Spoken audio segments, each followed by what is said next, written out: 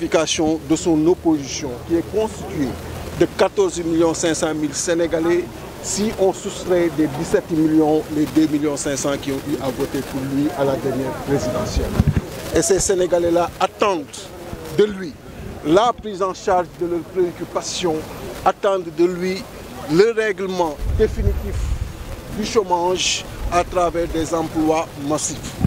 On est ici, M. Dia, au niveau de l'Assemblée nationale. Je vous le rappelle, c'est le lieu par excellence de la confrontation des idées, du débat parlementaire, de la libre expression. Mais regardez l'image que vous avez. Nous avons les forces de l'ordre qui bunkerisent l'Assemblée nationale, qui vous empêchent de faire votre travail. J'ai beaucoup de respect pour eux parce que j'ai fait la formation militaire. Je sais ce qu'ils endurent ici. Mais ils étaient attendus ailleurs si la démocratie marchait correctement. Mais il y a des pas significatifs que le président Macky Sall est en train de faire dans le sens de la dictature, parce que ces images-là, on ne les voit que dans des pays où la dictature a fini de s'installer.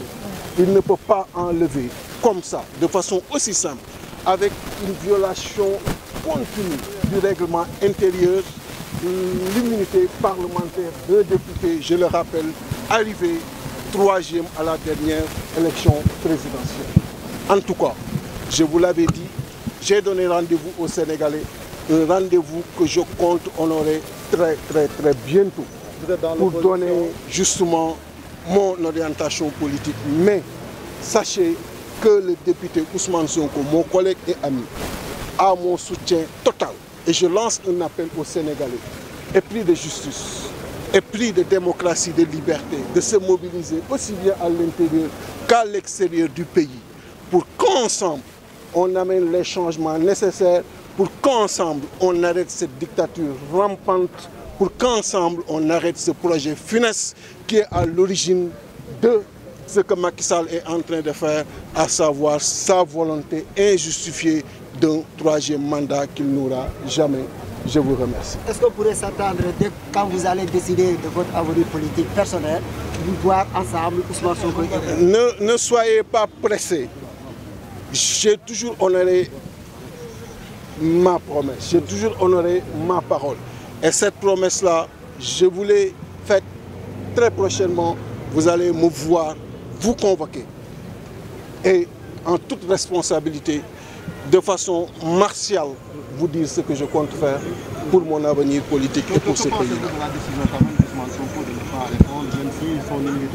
Je ne vais pas répondre de la décision de mon collègue. C'est sa responsabilité.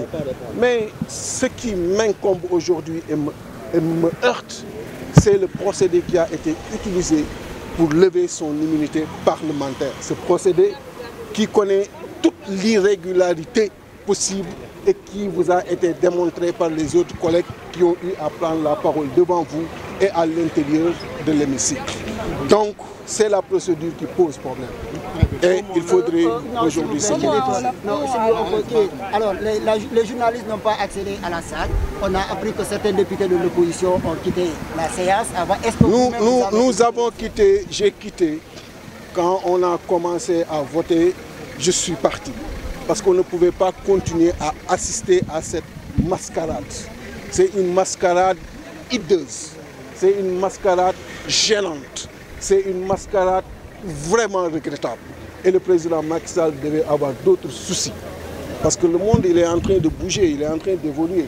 Et nous avons de l'expertise à l'intérieur. Vraiment, nous avons des esprits puissants qui méritent d'être mobilisés, orientés vers des choses beaucoup plus urgentes pour le pays, pour le devenir de cette nation, qu'orientés aujourd'hui vers ces basses pratiques de réduction à sa plus simple expression de son opposition. Votre acte posé, est-ce que cela... Je reviendrai sur ça, je comprends votre question. J'ai déjà donné rendez-vous prochainement.